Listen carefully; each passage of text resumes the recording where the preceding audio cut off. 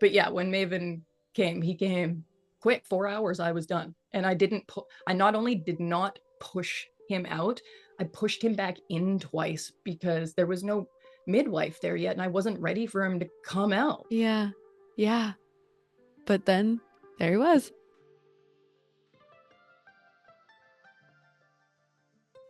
Hey everyone, welcome back. You are listening to the Pelvic Pulse podcast. I'm Brittany and I'm sitting with Sam Zagar, who is so many things to me. She might not know this. She is a human design go-to. She is my I'm resource. like, what am I? You're my go-to. I'm like, I was gonna say guru. I'm like, that doesn't stick. Like, that's not what she thinks she is. But you are a guide, you're a projector, you're a role model. I kind of feel like it's so funny. I feel fangirly right now in some ways. Not gonna lie. I Yeah. feel kind of like the cool aunt. I feel kind of like I'm a little bit of the don't tell your parents. You're giving older sister. You Yeah. you give older sister Yeah. to me and I love it. I need it. I never had that. I am an older sister. Agreed. I'm So, technically an only child until the parents went off and had other families or whatever, but between my original ones, I'm the only one. yeah. Oh my Oh, gosh. actually, fun way to start this. I was a twin, but I What? ate them. Yeah, his name is Tyler. Tyler. I know. I was like, I've acknowledged him a few times. And like the name just came in the first. When I hear a name once, I feel like I'm not allowed to disagree with it. Hmm. Uh, so the first, so the first name that came in was Tyler, and I was like, that's cool. So I got a Wait. brother, and then so inappropriate, but I was like, I bet he's really good looking. Because you're good looking, girl. Yes. I have younger brothers, and they're only half related to me, but they are They're cute. babes. Such a weird thing Oh, to say, but they're like giants. They're so much younger than me, but honestly, like they're like you guys are like classically like really good looking, hey? like Yeah, handsome. Yeah. Oh my so gosh. handsome. That's so Canadian of you. Hey. Sorry. We are so Canadian. I love it. Wait, how did you know you were a twin and when did that name Tyler drop in? My mom said that when she was pregnant with me and she went for her first ultrasound, there were two heartbeats, and when she went for the second ultrasound, there was one. Whoa. So I think like pretty early on, it didn't work out. And I like have little jokes, so like I'm sure there's some teeth in my spine somewhere, but like I am the strong one, all right? There's not room in here for both of us, bro. Survival of the fittest, baby. Splenic for sure. Yeah, exactly. Exactly. Oh my gosh. So then you named him when? Or like you heard the name when? I tried to connect with them about when I moved to where I live now in the Okanagan, and I tried to just connect with them one time. I was like, I've never actually tried, and I reached out, and immediately it was a boy, and his name was Tyler, and it was like What? this like hey, like you finally fucking called, you Oh know, my God. and I'm notoriously bad for keeping in contact with anybody, family especially. Mm. So. Yeah, and right now I'm getting like all my because I'm like, oh fuck, I ignored the dude for like probably last 8 years again. Like, Gotta go have a sesh and just sit I with him for a totally. little bit. Actually, how it came up was, oh, this is so fun to talk about. It's so random. I own a mobile home in a park. The park that I live in, when I first moved to this town, I was hanging out with a girlfriend and we were like, let's have a psychic day. So let's go see like a bunch of different psychics in town. So this is about 15 years ago.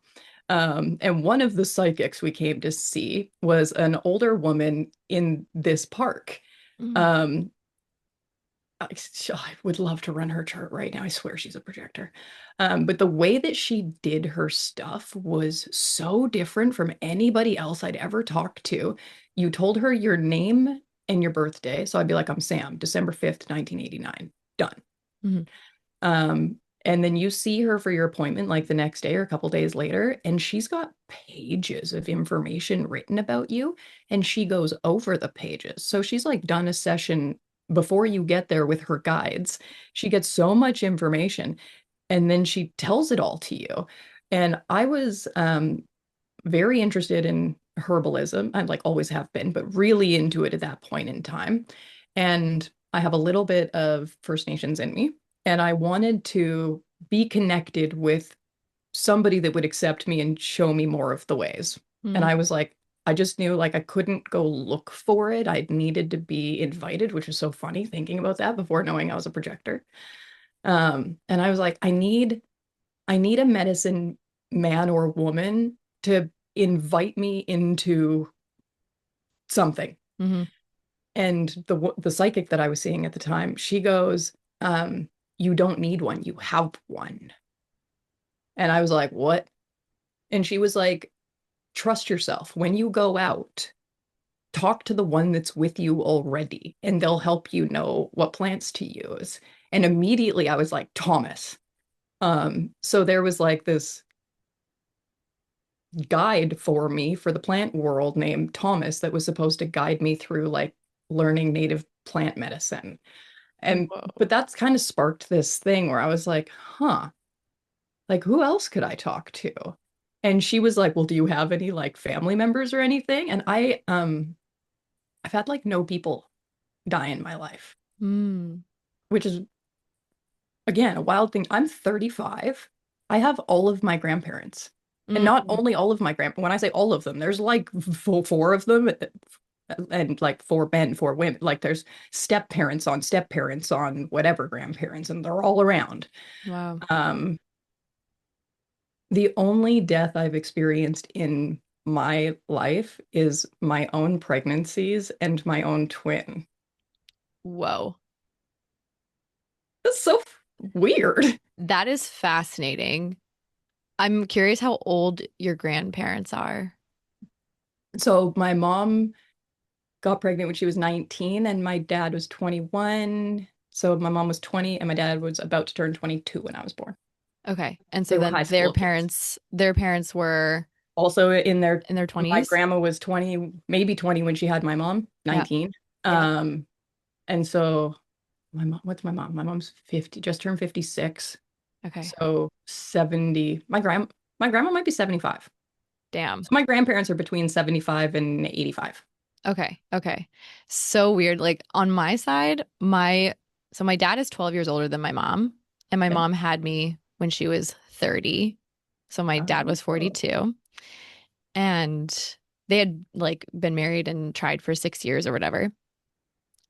Came at whatever, 1990. And their parents are a little bit older, but like I never met my grandfathers. I, Oh. I'm jelly of anyone who has a grandfather. Um, but I think I told this story because, okay, backstory for anyone listening.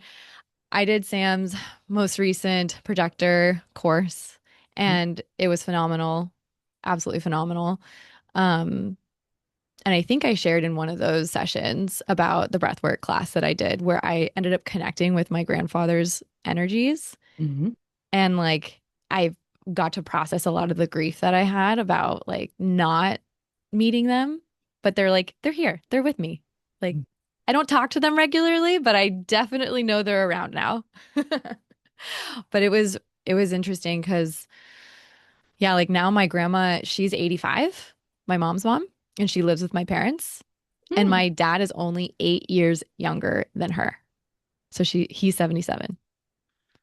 Okay. So yeah, that's almost more like my great grandparents kind of difference. So my dad's grandma and my mom's grandma were both alive when I was little, and they did both die when I was very young. And I do have like a memory Yeah. of each of them, but no significant relationship. And I have no like significant grandparent relationship either. I love my dad's mom. I love that woman to death. She runs the farm that I was more or less raised on because she Mm-hmm. was my primary caregiver when I was young and my parents weren't together. Um, and I've run her chart and it changes so much. She's either a splenic manifester or a pure generator, Whoa. which is like wildly different. Um, and when I asked her when she was born, She just says in a door frame while the bombs were dropping in Holland. So Oh my gosh. I'm like, oh, fair enough. Yeah, yeah, Like, yeah. Fair. so mornings or Yeah. fuck. Oh, am I allowed to swear? You can swear. You can swear. Okay. I can't, I really can't hold it back on a podcast. I have to be so professional in all the other content and podcasts and just let it out. It's really hard. Oh my gosh, for the YouTubes, for the Instagrams. Can't monetize those swear words. I know. God damn it. So say them all you want here. Just marked explicit. All good. Okay. Well, I want to talk about those miscarriages you had. Oh, Like, okay. can I can Yeah. we like go there? Yeah. I'm like what were those like for you? Like just speaking like right into the, we're talking pelvic pulse here, but also the human design things, the oh, sorry, that was key. The projectorness, like in being a parent. I'm very curious about that, but I also want to talk about like fertility through the lens of human design and your personal experience. Like what was that all like for you? There's so many fun little stories that all tie together through this. But my pregnancy that made Maven, my son, was my first pregnancy. And I knew I was going to get pregnant the day that I did. That was very, very cool to have that internal knowing of like, if I have sex today, I'm gonna get a baby. Like I just knew that. Like if you do it, you get the baby today. And that wasn't just knowing like you were ovulating that day. That was like an internal like sense. Oh, Or I'm just gonna be so I'm gonna be so honest because I've already outed myself to my ex-husband. tell me. Um, but we were tracking and we were not trying. Mhm. And I was quite certain that I had ovulated already. But we were also exploring polyamory and we had Mm. started seeing a new woman. I was quite attracted to her. And so I thought that maybe some of my extra fluids a couple days post ovulation were just based on some of the fun arousal things happening. Mm. But I remember being at work and I remember going to the bathroom and I'm sometimes you wipe and it is more slippery than you expect. And I was like, Correct. flag, lady flag. Either we're very aroused by some of what's been happening recently, or we didn't ovulate yet. Mm. And that little window of information was like, you could get pregnant today. You're going to get pregnant today. Go have Whoa. sex. Go have sex. You get the baby today. And so I went home and I had sex. Because you And wanted a baby. I wanted that baby so bad. I didn't want anything else that bad in my life. I wanted Maven. I knew I was going to be a mom. Never thought I'd actually be in a relationship, but I knew like there's one baby out there that's mine. Mm. Um, and I really wanted him. And it was like, that was the window. I don't know. And I was in a relationship and I think honestly, we might have even been, I think we were engaged already. Mm. Um, yeah, I was engaged and I wanted to get married and then have the baby. But saw my window Yeah. and I took it. Yeah. And I was so confused when I went to take my pregnancy test like 14 days later and it said negative. I went Uh-huh. through 4 negative tests. I didn't test positive till day 18. So the whole like, we test 4 days early or whatever, I'm like, that's some bullshit. I'm not one of those people. Like, I produce very low HCG or whatever. Like, I don't, which is not a good sign. So that's your first other flag Mm-hmm. that Maven didn't show up until day 18. Um, and no pregnancy after that ever worked. And my pregnancy with Maven was perfect. Like from the day I chose conception to the day he was born in a Mm. water birth in my living room without a midwife. Okay, no, you need to spill more details on that because I know you've mentioned that in other podcast episodes, and I want to know what that portal was like for you. Amazing. So I was working at a health food store when I got pregnant, and one of my coworkers was a mother of three and training to be a doula. So she'd already had 3 of her own kids, and I trusted her a lot. She was very natural. We got along really well. And so when I got pregnant, I was like, I love the idea of a doula. A woman who's had births, yes. Also, I love you, mom, but I did not want my mother there. I didn't want family there. Mhm. I wanted my husband there, or fiance.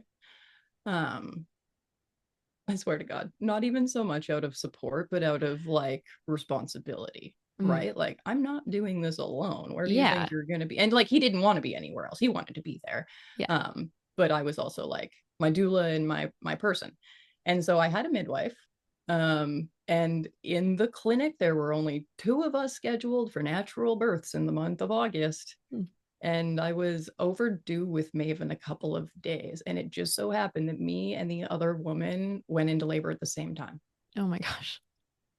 I was on my first baby, she was on her second baby. So statistics would say she's going to finish first, and then the midwife can come to me. Mm-mm. So the Mm. same psychic that told me the same, that lives here, I just saw her when I was pregnant with Maven. And she was like, oh, he's coming fast. He's so excited to meet you. Oh. I mistook that as he's coming early. So when my due date came and went, I was like, bunch of bullshit. Liar. And so there was a day where I had a little like in my panties, and I was like, I don't think that was pee. What was that? Did my water break? And I was waiting for Yeah. the gush, but there wasn't a gush. There was just a little dribble. And I was like, Mm. that's not how it's supposed to go, I don't think. So I called my midwife, and she's like, come down to the hospital. We'll test your fluids, and we'll see if it's amniotic fluid to see if you did puncture the sac. Mhm. Uh, and I'm like, okay. So this is my first time going to the hospital. I haven't done the Mhm. hospital for anything because my midwife clinic is private. Um, and everything's been like at home or their clinic, and I'm gonna have a home birth. So I'm going to the hospital for the first time, knowing that like I could already be Mhm. bursting or whatever. Yeah. And so I go to the like pregnancy section, and I'm looking, or delivery or whatever, and I'm looking around. I'm like, I don't want to be here. Like, this is not where I'm having my baby. This is not where I'm having my baby. My number one fear is interventions. Mm. I don't do well surrounded by people who are better educated than me. I have a hard time advocating for certain things, especially pre-human design. So I thought, if you hook me up to a machine that makes a noise I'm not qualified to read, I'm fucked, because they will say the machine is doing this, we need to do this, and I will say, but I don't know what to advocate for. Mhm.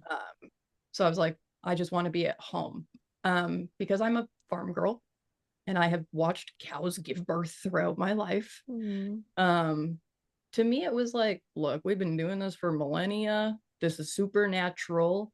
I believe in myself. I'm Mm. a pretty capable person. I'm gonna be fine. Like, I was hiking constantly. I was very fit. I was very fit. And so the day that they were like, yep, nope, that's a little bit of fluid. You have 24 hours to induce naturally, or you're coming back to the hospital for it to be induced. Mm. And that was my nightmare. And so I was like, all right, ego, let's go. We got to get this baby out of me. And so there's immediate research, like, what are all the things? And so I went for an hour long hard hike, and then I drank some smoothie thing, and then I watched a comedy movie, Mm. and then nipple stimulation was my last go. So sitting there doing some nipple stimulation with my ex for 15 minutes Yeah. or whatever. So it's like, when the obvious thing is right in front of you and you can't see it. Yeah. So we're just tweaking. And I'm like, hey, watch my stomach. And he's like, what? And I'm like, it's like a little torpedo. I've never seen it so pointy. Ooh. And then it just goes bloop and goes flat. And then it goes super pointy. And then it goes flat. And I don't notice, but he's looking at his phone over here and he's timing them. And he's Oh. like, so those are 4 minutes apart, hey? And that's four in a row. You think you might be having a contraction? No, I'm like, oh, this is what they feel like? Because it didn't hurt in the beginning. It was just Mm, movement. And yeah. so I was like, oh, like, oh, I am having, oh, shit, we should call the midwife. I think I'm having contractions. And so I called and said, we're like, 4 or 5 minutes apart. They're this consistent. And she's like, okay, well, when they get to this far apart, call me back. That's when I need to come. Yeah. So we kept timing. We called the doula. Doula's supposed to come over. So she gets there very, very quickly. Now partner and doula are tracking my timing, and I completely jump the window where you're supposed to call the midwife. So it goes from like 5 minutes to 4 minutes to 1.5 minutes. Mm. And my doula is panicking. Yeah, she's She's like, trying to ah. be like so calm in front of me, but she is panicking because like the birth pool's not even full yet. Oh, yeah. Like that the house is clean, but it's not that clean, And she's like, you need to put on a bunch of towels. We're gonna need all of the towels in the house clean. You need to fill this tub. And she's also like, Sam, what do you need? She's trying to feed me toast. She tried to feed me wine. The wine I did not want. The toast I did not want. She put lavender in the bath water, and she almost put too much, which was really challenging. Mm. Um, Word of caution. Um, I went into my bedroom and I just like sat on the floor and leaned on the edge of my bed, like forward like this. Mm-hmm. And the doula came in and just tracked me again. And she was like, I've never heard of someone that can sleep like fully sleep for a minute in between contractions. She's like, you are napping while having Whoa. contractions 2 minutes apart. I was like very tired, projector, and Yeah, yeah, pretty yeah. comfortable with what was going on. Yeah. And it was comedic. There would be times where like a wave would come over me, and I'd go to run to the bathroom, and then be like, a contraction would hit and my knees would buckle, so then I'd fall to all floors, and then someone would run behind me and put a towel underneath me. But as soon as the towel would show up underneath me, my ego, man, it was just like, my baby will not be born on a floor. Like, and it would That's take me. I just remember being like, ring a fire, and holding perineum. myself and running to my birth pool. Mm. um Ring of fire is one of the best things to tell people about before they have a baby, because that is what it feels like. It's not so much pain as it is like hot, hot, hot, hot, hot, because everything is stretching and compressing, and all the blood flow, and in the pool is just like, oh, Mm. like, Interesting. I like that. oh, the relief of it was so amazing. But yeah, when Maven came, he came quick. 4 hours, I was done. And I not only did not push him out, I pushed him back in twice, because there was no midwife there yet, and I wasn't ready for him to come out. Yeah. Yeah. But then there he was. Yeah, there he was, and it worked out. It was so funny. As soon as he was born, I think I let them detach him from me, and I like got off the bed. They were checking him. I got up and walked to the kitchen, and they were like, what the fuck are you, where are you going? I was like, I'm gonna do some laundry. I need a smoothie. And they were like, lay down. Damn. Oh my gosh, that's hilarious. My doula was like, I'm here to clean. Like, you don't have to clean anything. Like, Mm, talk about farm raised. Jesus Christ. absolutely. Like, oh, we just gave birth. We're gonna go do all this Yeah, other like, stuff. let's go bury the placenta. We've got to milk the cows. Yeah, yeah. Oh my gosh. My dad says I give birth like a good caver, which was such a weird compliment. That's a And then compliment, that was a right? compliment for my father, everyone. And then the irony is that I never maintained a pregnancy beyond 8 weeks again. Wow. And did you want a lot more children or did you? I started trying again when Maven was 6 months old, Wow. which I should not have done, because, well, this is like an odd guilt thing, but Maven is hot thirst determination. So Maven is like kind of prime for breastfeeding, which is honestly debatable, because hot thirst is above body temperature, cold thirst is below body temperature. So Maven being above body temperature, breast milk is pretty body temperature. But also being like bundled and cuddled and everything while having something body temperature is pretty cozy. Hmm. Um, I think it was fine. But I was told that nipple stimulation would cause uterine contractions, which it did, which is how I ended up having Maven. So I was afraid that nursing Maven was going to stop me from having more kids. Mm, So on the first miscarriage, that's where I potentially learned, oh, well, did that happen because I'm nursing? mm. So it started to create this like weird, like, do you feed the baby you have, or do you prepare for the baby you're gonna have? Yeah. I mean, I'll be honest, the very obvious answer to this, you take care of the fucking first baby, okay? You take care of the one you got. You got one, it's real. You take care of Maven.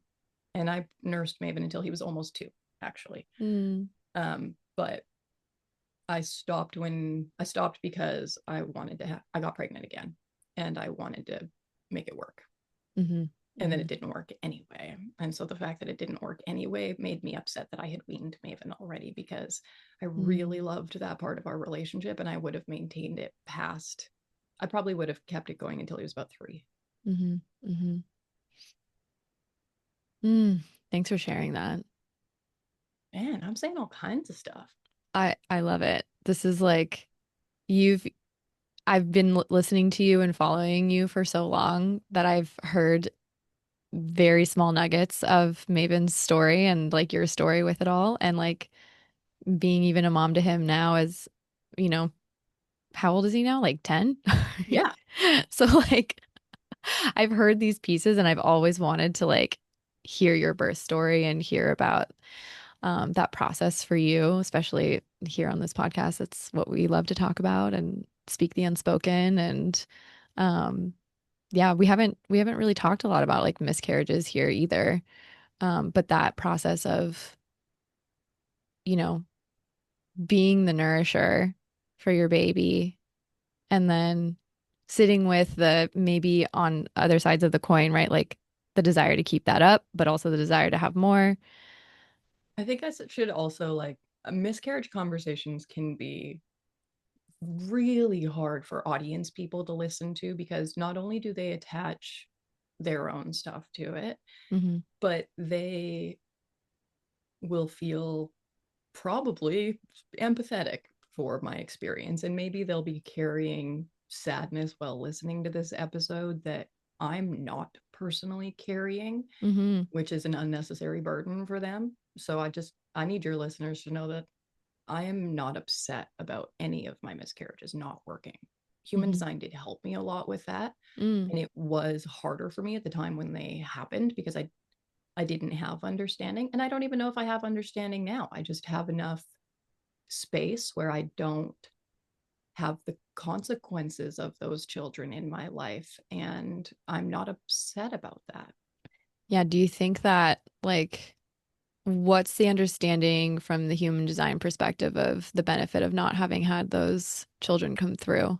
Like, would you say being a projector is number Being a one? projector parent is hard. It's really hard. And I mean, don't get me wrong, I think parenting is hard, point blank, period.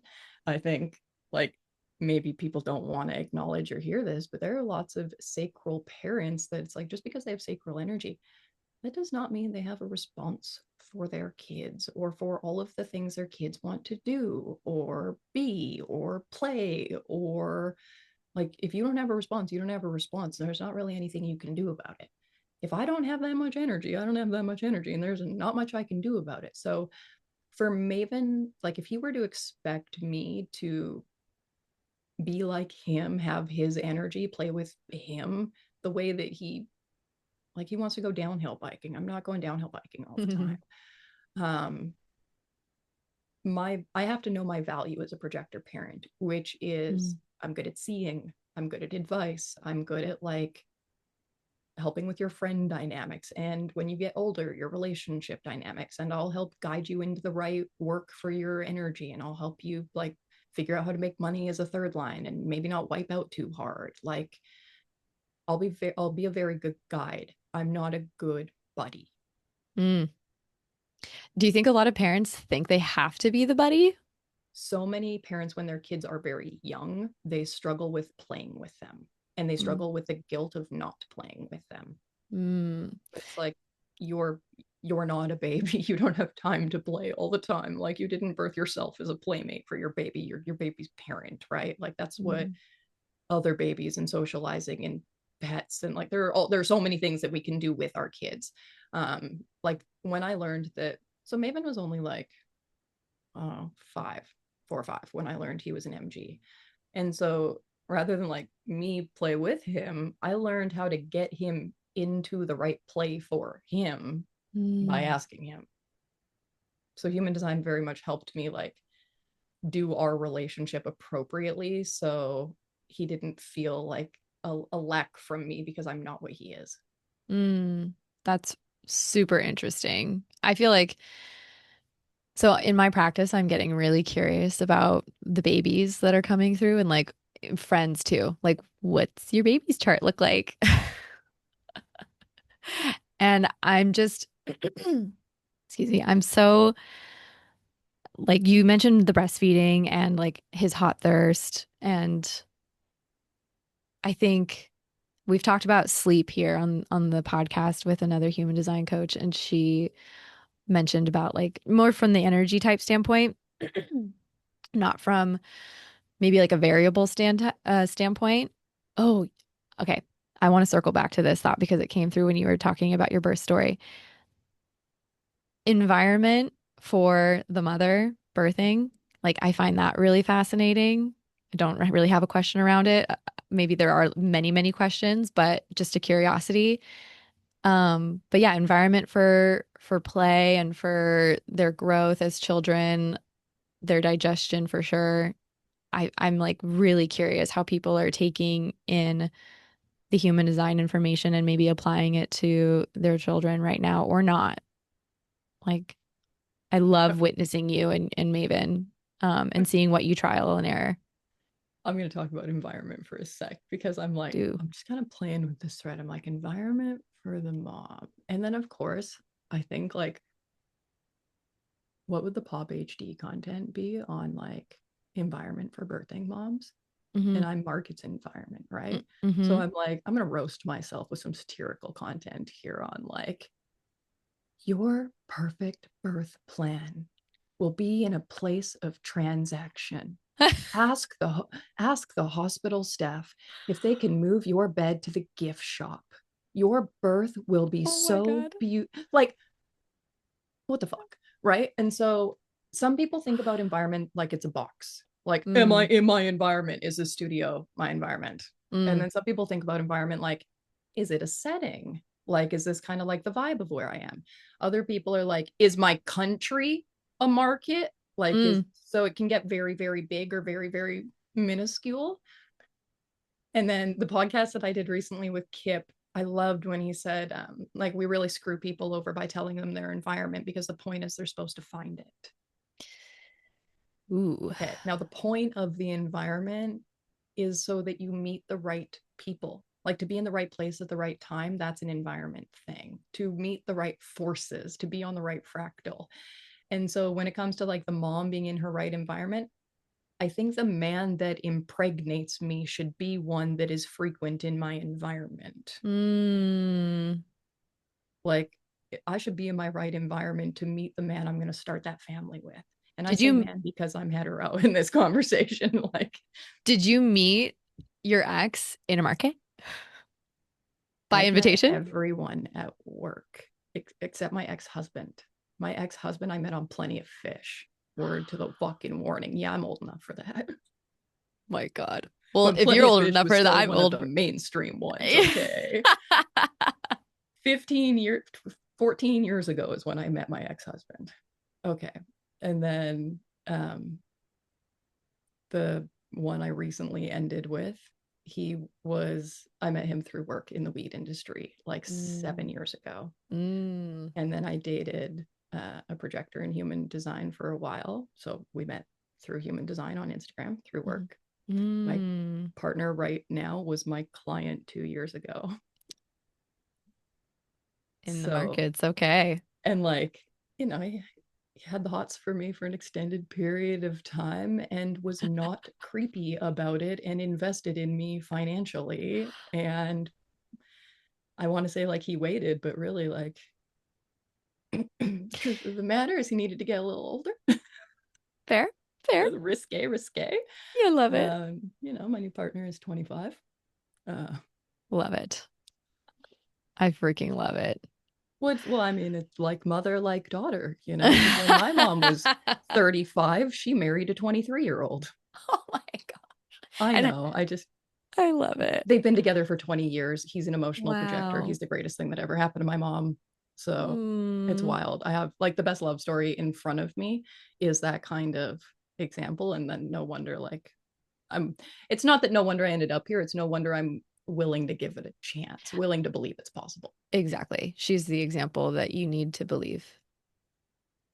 Yeah. Oh, that's so good. That's It's so good. really him. What? It's really him. It's the Yeah. projector that came into my family's life when I was 15, where I'm like, thank God she found a good one. Oh yes, my mother found a good one. I've he's an amazing, amazing man. Doesn't necessarily believe in human design, but is so much his human design.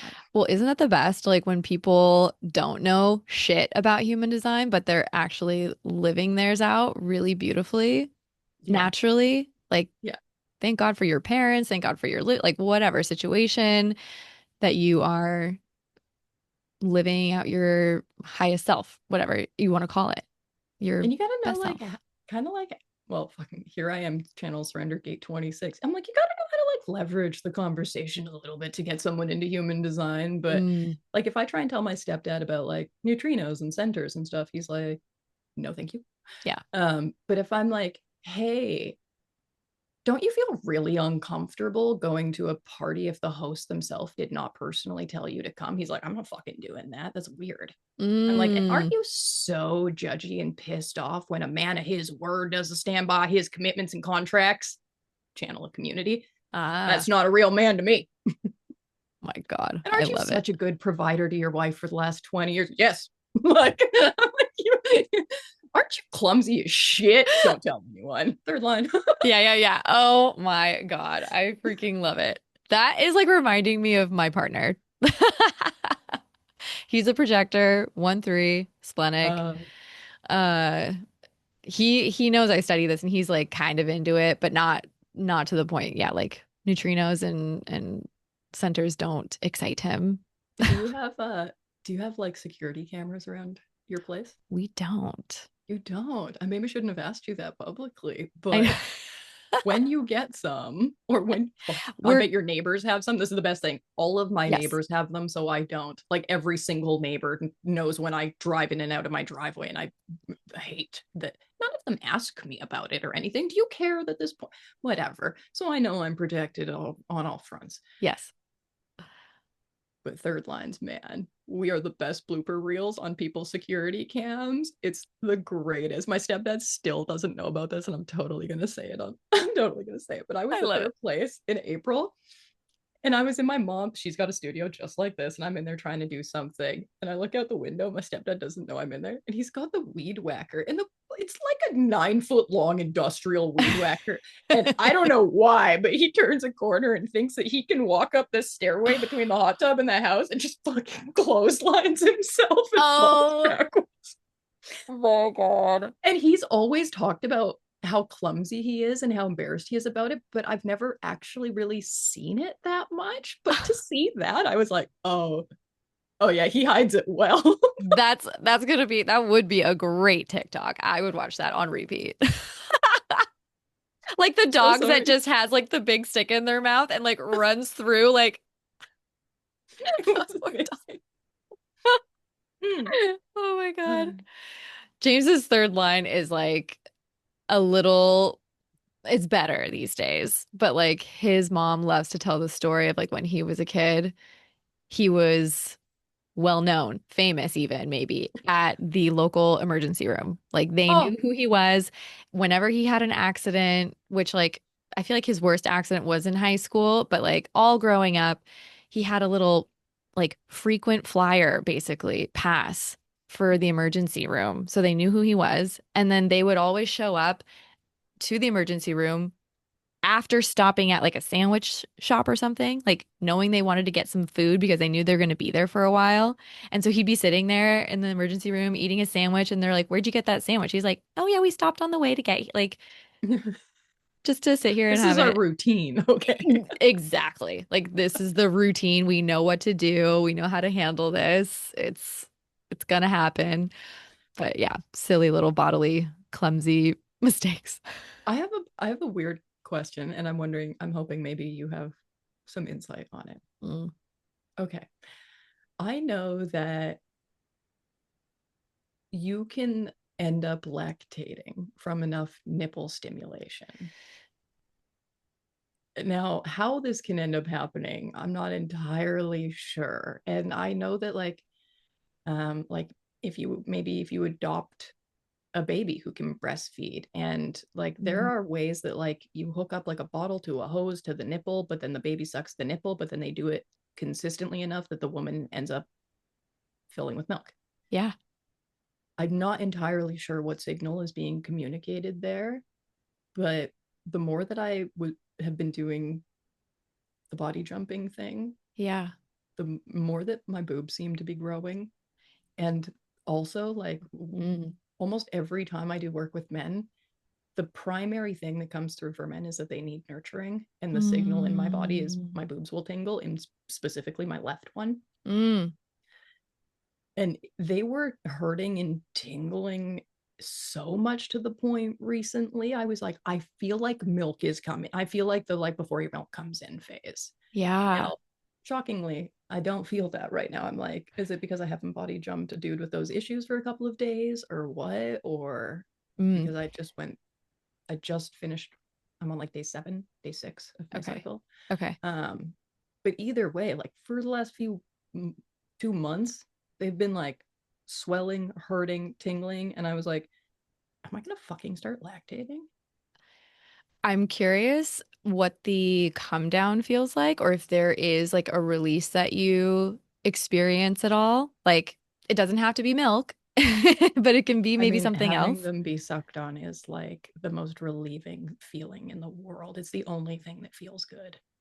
I hear that. I hear that 100%. That's really interesting. I have two stories or two like pieces of insight. One's kind of a random shoot off, but something like literally James and I talked about this morning because I mean, yeah, I'm just gonna out us here on the podcast, but like the the one thing I'll do in the morning just like before he takes off his fucking mouth tape, which he needs, otherwise he snores. I'll like lift up his shirt if he's wearing a shirt and just like give him his nipples a little kiss, or a little suck. Like that's what I do. Like I just like doing that. I think it's hilarious, but also cute and sweet and sexy. And he'll do the same to me, um, which feels amazing. And this morning we talked about he mentioned, I don't know where he fucking learned this from, but he said there's like I think an African tribe where the young children spend more time with the dads, and they for nurturing and for connection, like they will suck on the man's nipples, and that's like a normal thing. I don't know what the women are doing at this time. And the man, did he say that they lactated? I don't know. I don't think, no, they don't. But like, how interesting that that is just like a nurturing thing, right? Like our oral stimulation that we need, but also this is where we take in nourishment. Um, I'm also very interested and intrigued by the fact that you feel it more in your left breast because this is where the heart lies. And that Mhm. nourishment and heart connection that a lot of men truly are needing right now. And they Like are not they're not only not comfortable asking for it, they're not comfortable doing it. Like, receiving it. yeah, I would strongly like, it's not like I don't want to challenge anyone, but like if your audience is open to an experiment, if you are like being cozy with your partner, um one, can you even get your partner to lay their head on your lap? Hmm. Like, can you get them to do that? Most people, that there's resistance there. can you get them to lay their head on your lap and look up at you and Mm-hmm. like make eye connection? And it's like what you end up actually doing is slowly shifting them into the breastfeeding position Mm-hmm. without them realizing it. And like they do naturally start to gravitate. I remember when Maven was born and they put him on my chest very quickly, and she was like they put him in the middle kind of on purpose, and then they tell you to like Wait. watch, Yeah. because you it's like you actually need to see how wildly intelligent these things are, because this human fish that was just in a fluid sac inside of me, like 4 minutes later, is on top of me, and it like they bounce their little bodies like these little worms until they like they smell the nipple, and you're just like, what, how does it, and she's like, it smells the nipple, and you're like, what does my nipple smell like, Jesus Christ, like. Well, great. This is so cool that you're saying it like that. Like that's hilarious as a visual of them like boop, boop, boop, boop, like literally a fish out of water. Like fucking fish out of water. Like flop, flop, flop. And then like the fact that also like you have a line from your womb basically going up your belly and your nipples are your areolas are giant at that point so that they can kind of see like they're obviously kind of like blind, but they are looking for that target. Yeah, they just are like smooth ball, that's the thing, rub up against it, and like they just latch, and like he latched right away, my milk came in Mm. immediately, which Whoa. like all of it just went so well. I used to feel bad saying how well it went until like, I got my flip side of it and it didn't go so well, so I'm like, no, I speak happily about fucking When all it of went it, well. you get some, you lose some. Yeah, I'm like, ladies, try and nurse your men and see what happens, and play with their hair while Mm. you do it, and like look into their eyes and cuddle them, and it's not feminine, it's not emasculating, it's not any of those things, and they fucking need it. And honestly, what they need is for you to like give it without judgment. Mm-hmm. Mm-hmm. I think, okay, so a past version of me would hear that potentially because I was in the wrong relationship. But a past version of me would hear that and be like, well, I don't want to be his mom.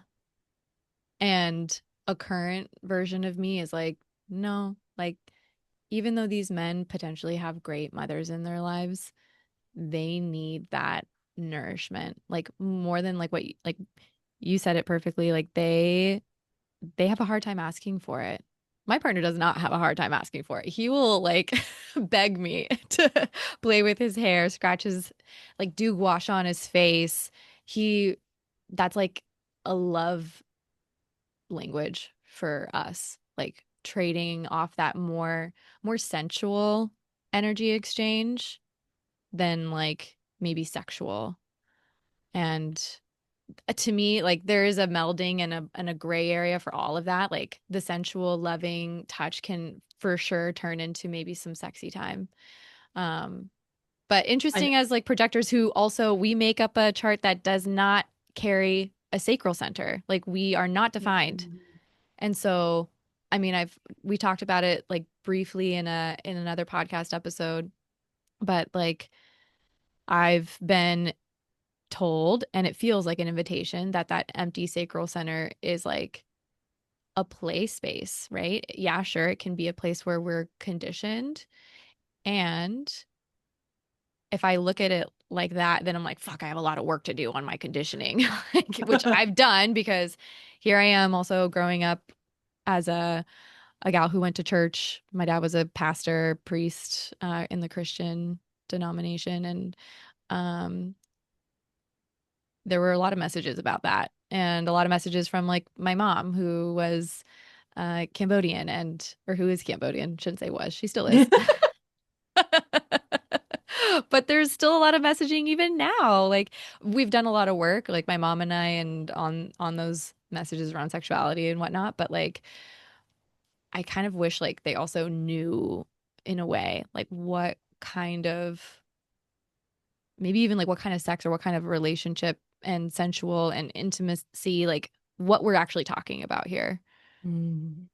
Okay, I liked that you were like you brought up the whole like, well, I'm not his mom thing. Mm, I want to talk about that for a sec because agreed. And in my previous relationships, that's exactly how I would have felt. mhm, The want to give that nurturing is not only newer with the body jumping thing, it's also newer with the partner that I have.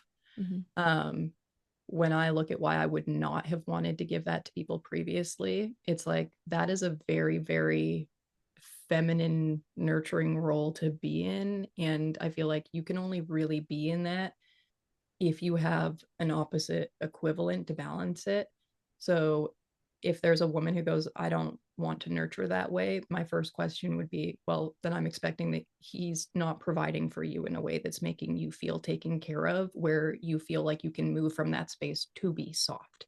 You're mhm, likely having to be too hard in your personal life right now. You don't have that.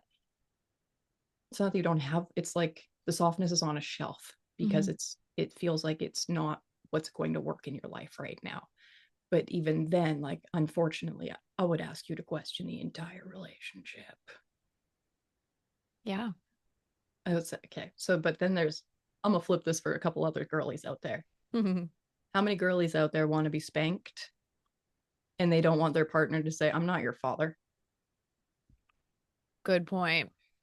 So, like, what are we looking for? Like, the men, they need the tenderness. The women, they typically need some type of support, some strength, some rigidity. Some structure, like Yeah. containment in a Yeah, good way. exactly. Give me a container, please. Yeah. Um, Yeah. Yeah.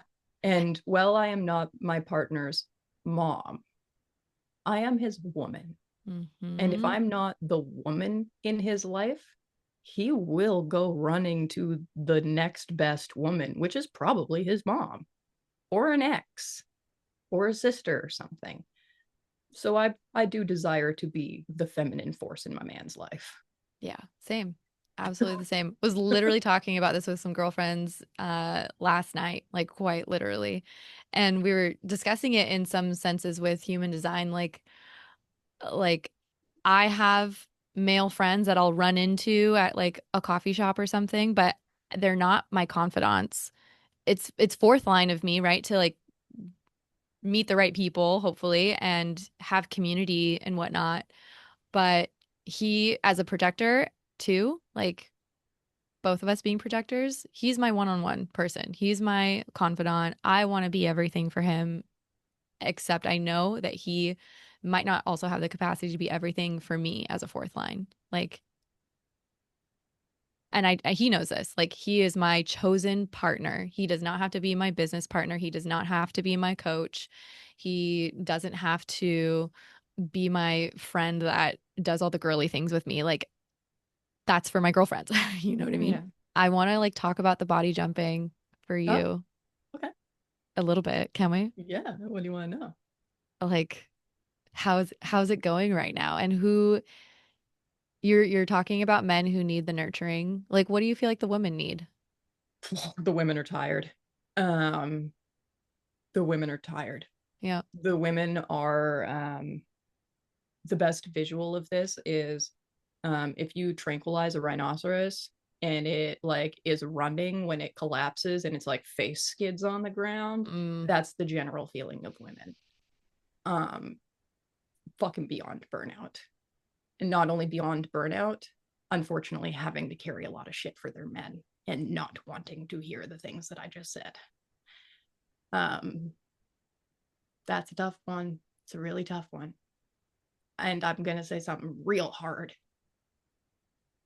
If you chose a relationship with someone who's not showing up for you and you're still choosing that relationship, your partner not showing up for you isn't necessarily like the problem. The problem is your standards for your partner. Like, get out of your relationship and pick a better one. You have all of you have the choice to leave your relationships.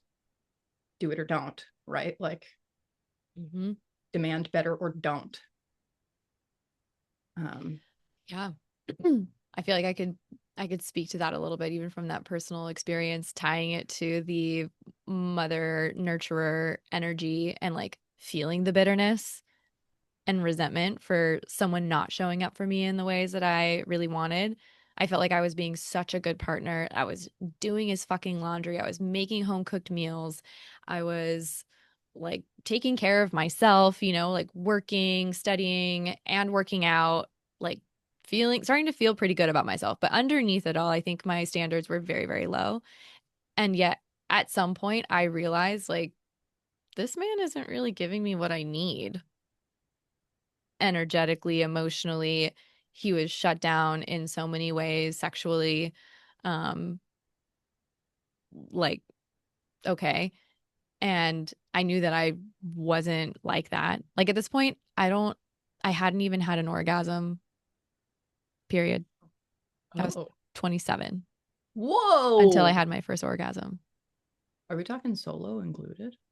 solo included. I mean, to go from that to selling sex toys on your Bruh. Instagram is a pretty good jump. 7 vulvas in my office. I have all the toys behind me. I'm on the free bleed blanket right now, just like curled up with it. Yeah, it's a big deconditioning Shout process. out to the freebie blankets, by the way. Like, I gotta say, when you fall asleep in them, you wake up very sweaty because they don't breathe, Yeah. Yep. but 100%. they wash so nice. Yes. So, yeah, They get softer. Your dogs love them. my dog does love it. I'm like, bro, I know. bros. We have to kind of keep one that's like more for the dog and the bed and just like the general coziness. And then there's one that we use for like the blood and the sex. I took mine in the back of my car for a drive to the woods the other day. I love that. Yeah, knees Like, hurt. oh my gosh.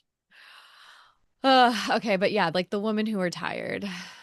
Um, Yeah, they're tired. yeah, I have a soft spot for those tired women. And like you're saying, there's a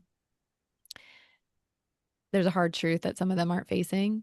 And I'll say if anyone, like you mentioned, you just said it, like look at the relationship you're in and Also, get off your fucking phone and your bro. stupid social media because nothing is killing your energy more than thinking that you have to look good while being a mom and your house has to be clean. One of the best pieces of advice Gosh. I got was from a girlfriend a couple years older than me. She was honestly, it's not even her advice, it's her partner's advice.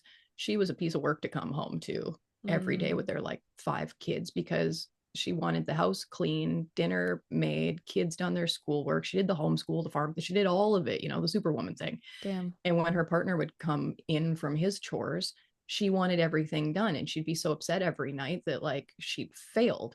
And he was like, okay, stop trying to have a trifecta perfection every day. You get two. You get two a day. You either get happy family or a clean house or all the food is ready. Mm, Pick two. Forfeit the other one. Having all three is ridiculous. Nobody has that. Very realistic, but like when I think back to what made me so happy to have a baby and a farm and whatever, like I didn't have a business. Social media was not such a part of my life. Like comparison was not such a big part of everyday life. Um, mm, People are trying too hard, and this is a huge, just the sacral problem, not mm, knowing when enough's enough. Most people, basically everyone, doesn't know when enough is enough. It's wild. Like if I just show up at someone's house and I said, I brought the grocery store to your house, fill your fridge and cupboards with what you need, mm, take enough, don't take more.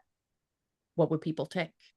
They would take so much, except there would be like the 20% of people that don't take enough. They mm. barely take anything. Of those 20% of people, 18% of them would have been women. Like, Do you think that's a self-worth problem? I think that's the mother's sacrifice. Mm. I The think that martyr. men sacrifice children differently because they don't birth them. Mm-hmm. Um, and men sacrifice themselves differently. Men will sacrifice themselves before anything else. Then they'll sacrifice the children. whereas the women will sacrifice. I know this is probably wild, but I think the woman will sacrifice the child and then herself, depending on the situation, especially if there Hmm. are other children to take care of. How many women will abort the fifth child because they can't feed it because they have the other four to take care of? We get put in a position to unfortunately have to do that because we're not being provided for Right. On all the levels. on all levels. So, like, you got different defense things. Um, Survival of the fittest. yes. And also, like, to be splenic, I really feel that survival of the fittest. Yeah. But then to look at like the miscarriages over the last 8 years, that feels very ajna awareness, which Mm. is like more perspective over all time. Like, well, that was hard then, but it's better now because I can see how this worked out with the blah blah blah blah blah. Like, thank God for long-term perspective on something. Yeah, for damn sure. Feel like, yeah, this conversation could turn into so many different things because of the way we are living in society now. We could talk like fucking feminism, wage gap, all the things, like orgasm gaps. There's so many things and they're all tied together. I don't think we need to talk about them here right now, but I feel like that's everything is connected in that way. Like women do have this choice to make, and a lot of them don't feel empowered enough to make it, whether that's to leave the relationship or to have the baby, don't have the baby. Yeah. Um, when people ask me if I want to have another baby, like it's not simple about yes or no. If Right. it could be as simple as yes or no, the answer would be yes. Mm. But it's not as simple as yes or no because a baby implies a lot of other things with it. Mm-hmm. And I, one, used to be a little bit more hopeful and optimistic. And two, my ego was younger. My ego has already had to be a single mom and pay for everything and start a business and buy a house and all of that stuff. And so my ego's a bit tired. And so I know that I could not have another baby unless the actual support was there. Mm. So it's like, I mean, that's realistic, but it's also a little bit sad to be like, oh, I would love to. But the reason that I don't is because I can't trust that someone will be there with me to have my back and pay for things and give me some time off and help follow through with discipline and go to school things or allow me to homeschool. Like, there were all kinds of unforeseen things that came with parenting that are exhausting. Mm. And, I already got one baby daddy. So if I have another kid, it's going to be a different baby daddy. So there's a whole like new family that gets started from that. And how would that affect my current child? And it gets to a point where you're like, yeah, baby would be beautiful. I love them. I've never been happier, but man, that's stressful. I don't know. And I don't like making my choices based on like being tired and stressed and Mm. aiming for like the less, like, oh, come on. That is just fucking not my jam. That just Like, already carries so much weight and like yeah, unnecessary heaviness of like making a decision from that place. I also think it's very cool to point out I do speak from the place of like, if I want another baby still, and will I have another baby still? And Yeah. like, that doesn't acknowledge the fact that I have 5 previous miscarriages and a recent positive infection in my cervix that could lead to an issue that leads me to fertility problems. And yet I'm like, I had a positive test for an infection recently. I don't know if I still have that infection. I Right. don't feel sick. I don't feel problematic. But I don't It's know. very interesting. Yeah. I don't know Are how I'm going to you change these things. right? Are you planning on retesting anytime soon after maybe doing a couple of things here or there? So I did some supplement research which I have a background in, thankfully. And of Yeah. course, everything I need is within reach. I have a naturopathic oncology book right there that was very helpful. I have my prescription for natural blah, blah, blah, blah. I've got all my herbal stuff. I've got my, and so I just went back to following the breadcrumbs the way that I used to. And Mm. it was like, okay, what is this? Not like it could be this, so we have to do this. It's like, no, what is this? How did it get there? What is the setting that allowed, like, what's the environment in my body that allowed this to take place? What's the irony about like a precursor to cancer and me being the channel of surrender and me publicly saying constantly that I'm the anti-cancer channel, but here I am on the precipice of needing to determine if that's true or not. But if I'm gonna say it the way I want to say it. If I give myself cancer, it sure as shit is because I took my own immune system for granted. And on top of that, I started to tell myself, I don't want to be here. And where that Mm. cancer was going to take place was specific to one of the reasons about why I don't want to be Mm. here. So, where is it going to show up? What needs to be done about it? Part of my lesson right now is no more ego. Mm. And it's like, yeah, I have the motor. Yeah, I get to use it, but it's not my authority. I'm not a manifester with it. Like, she did a lot of shit. Thank you very much. You can rest now. I'm not the daddy in my life. I am not the man in my life. I am not the father for my child, right? Like, there have been a lot of ways I have been providing and efforting in ways that have absolutely depleted me.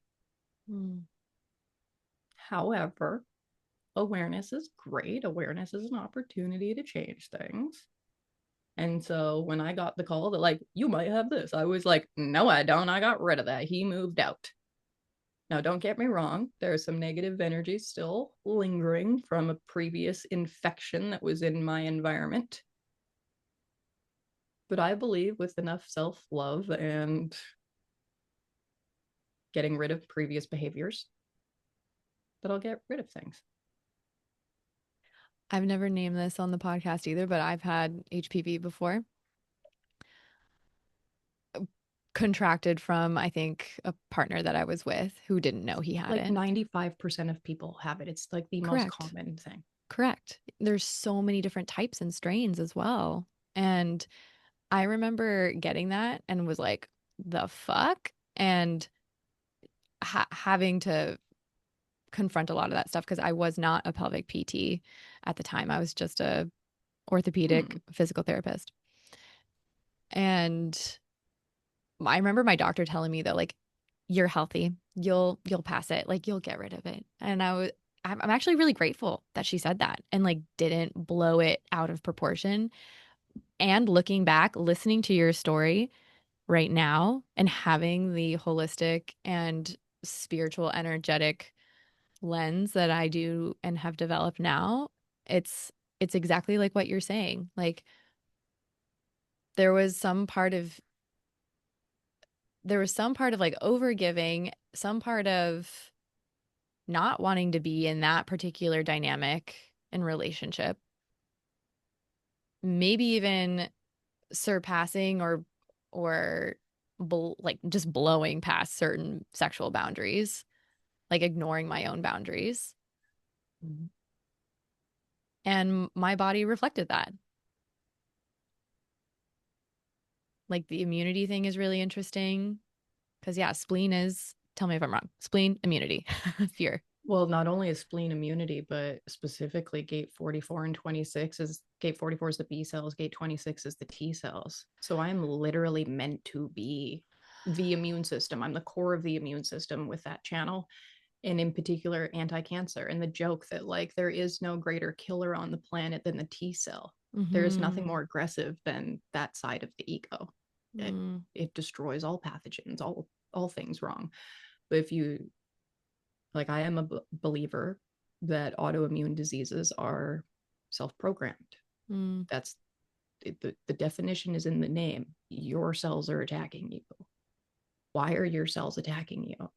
And part of learning that I had this extrasensory perception of reading people was I asked really direct questions or said really bold things because they were just what came through. So it was kind of like it wasn't me. It was more like don't shoot the messenger. Mm-hmm. Um and like, you know, a woman came up to me at a farmer's market when I was selling stuff one time and she was like, "What do you got?" And I was like, "Well, what's going on with you?" And it was like heart attack and breast cancer in the last 2 weeks. It's like, oh, you're gonna die unless you think that you're gonna find love again because her mother and her brother died and correlation and she got two immediate like death diagnoses and it was like you're trying to join them. If that's not obvious to you, Mm. it's obvious to me. Like um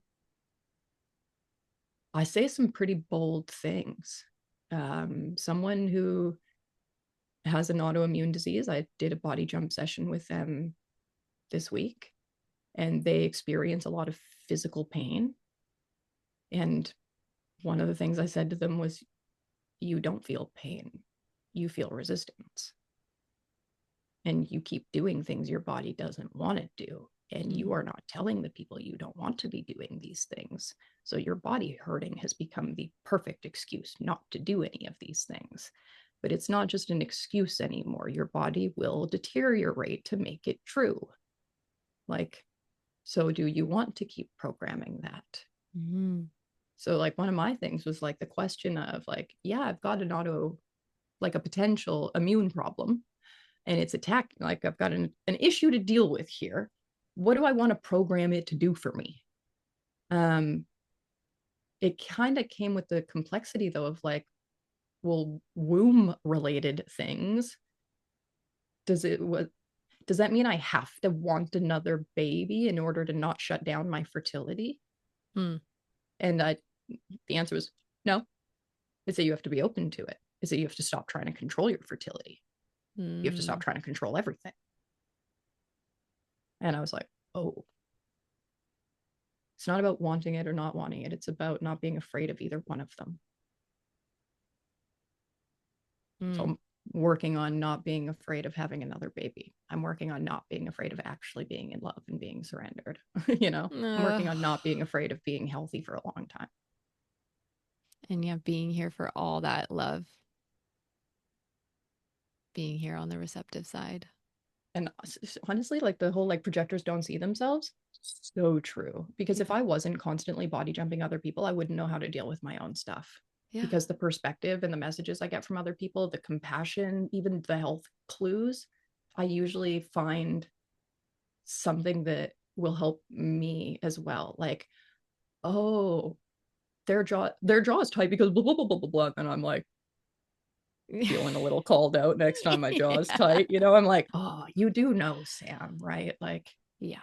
you know. And so part of what I've had to really tune into are the good voices and the knowing voices, because unfortunately, in my last relationship, that manifestor said a lot of things to me that were not true, but I had to defend them so much that, like, it was like he was creating a different reality for me. And that was very hard for me with my history. Not Mm. being believed, not being validated, that kind of stuff is like, that's the first thing that makes me want to leave because I'm like, this isn't real. Get Mm-hmm. me out of here.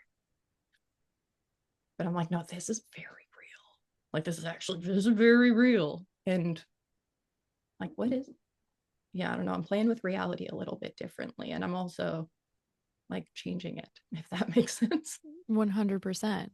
I Yeah. think it's kind of like what you mentioned with your mom earlier in the episode is like you're seeing it to believe it. Maybe some of these clients are showing you like what the patterns are. And then if they are, brave enough to take the messages and move with them and switch things up in their life and they're seeing these results, like you're seeing their realities change. And that makes it even more exciting, maybe, to see and hopeful again and optimistic of like what could be possible for you. I mean, that's how I feel when I see you do things and talk about things. Like I'm very, very excited to keep listening to your body jumping stories and Okay, something that really, I should have seen this coming. But when I posted about body jumping on my Instagram for the first time, almost every single person that shared the post shared it and was a projector and was like, this is what I do. Book here for one-to-one work. Bro, that is literally me. I kid you not. I just got off the call with an alchemist, vaginal alchemist, who was in one of my programs, and I was telling her about some of my recent client experiences. She's like, she's also a business coach, life coach, a mom. And she's like, why are you not talking about this? And I'm like, I don't know. But now that I'm like seeing more people come out of the woodworks, like it just feels really, really exciting. And like, yeah, I want to be a part of this movement. Like, I want to be a part of this group of people who are not just acknowledging themselves, but like are offering this gift to other people. Okay, so like having other people take my words and be like, this is what I do. There was like probably 3 seconds where I was like, no, it's not. Yeah. Because I I'm like, totally get I'm that. different. And I don't mean like I'm different special. I mean, like, I literally teach a program called differentiated development. Like, I'm different as in I'm differentiated, as in Correct. I'm becoming really me. So when I do me, I'm a projector, I'm splenic, I'm 3/6, I'm innocence, I'm taste, I'm seven centers open, I'm pure tribal, I'm collective cross, I'm like, I do what I do according to my mechanics. Now, do I believe that lots of us have extrasensory gifts? Absolutely. I don't have any actual opinions yet on like these types do this. Mm. This cognition does this. This channel does this. I like being like, okay, let's talk. I mean, ideally, my perfect experiment would be like, oh, you're a projector who says that you do something like this. I want to work. I want to try what your work is then. So do it to me. Hmm. Okay, let me play. Let me feel it. Let me feel what you do. Have you describe what it feels like from your side? Have me describe what it feels like from my side, then give me your human design chart so we can also look at the mechanics from both of us as the giver and the experiencer, because that's the micro version of what I'm running right now while running charts and doing body jumping. Like, what do you feel? Here's what it is for me. Here's the notes that we go over. Like, I'm just trying to get as much data as I can because I Hmm. don't have a like, I'm a projector, so I can do this. But I'm like, I'm not going to be surprised if the information shows me that projectors penetrate deeper than anybody else because we hit the monopole level. I think that we are the deepest in terms of how we see others. And I think that cognition is definitely a huge part of how we get information. But I think that all of us have the ability to become uniquely differentiated. And the more that we uniquely differentiate, the more that it feels like people are like, whoa, I can do a thing because they're getting rid of all the extra bullshit and they're just more open to who they are. They're more accepting and they're probably starting to align with other weird people who are saying some similar things. So it starts to pave the way a little bit. I was like, I hope people want to work with me. I didn't, and I should have known, but there's actually a much bigger role model effect that's happening because most of the people who work with me are now starting to be more open in their own businesses and stuff about a similar thing. They're like, fuck, no one's making Sam a weirdo for doing this. I could talk about this. Cool. And then it makes me even less weird when my whole audience starts to be like this. And I'm like, oh, I feel like I just pulled back the curtain on a lot of my people.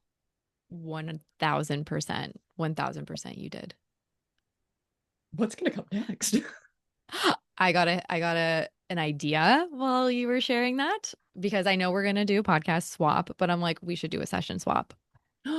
We should. Can we record them? Let's do it. Yes. Oh my God. Vaginal alchemy happening. Oh my God. This is, Okay, yeah, that's probably excellent. I'm gonna go get my nails done. do it. Do it, girl. I love it. Thank you so much for being here. Thanks for having me, man. This was so fun. Like, genuinely so fun. So fun. Thanks for sharing all that you did. We'll see you next time. Bye. Bye. Thanks for listening and putting your finger on the Pelvic Pulse podcast. I'm Brittany Ellers. This episode's music was created by Just Tech. If you enjoyed this conversation, I'd love for you to follow the show on Spotify, Apple, YouTube, wherever you listen. Just tap that follow button. And if this episode resonated, share it with someone who needs to hear it. That is how this work ripples outward. If you're new to my world or want to deepen your connection to your pelvic health, I have a gift for you. Visit the link in the show notes to explore all of my free resources. Whether you're curious, healing, or reclaiming, this is a beautiful place to begin. And if something stirred in you today, if you felt a spark of remembrance or a readiness to go deeper, then I'd love to invite you into Vaginal Alchemy Reloaded.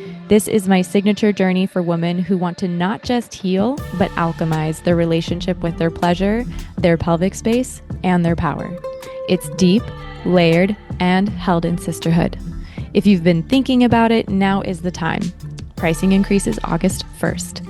And if you're not quite ready to commit, you can start with Feel, a free guided pelvic mapping session that gives you a taste of the depth and embodiment we move through inside the alchemy. It's experiential, intimate, and reverent. You can learn more about both by heading to the show notes. Trust your timing, but don't ignore your knowing. I'll see you in the next episode.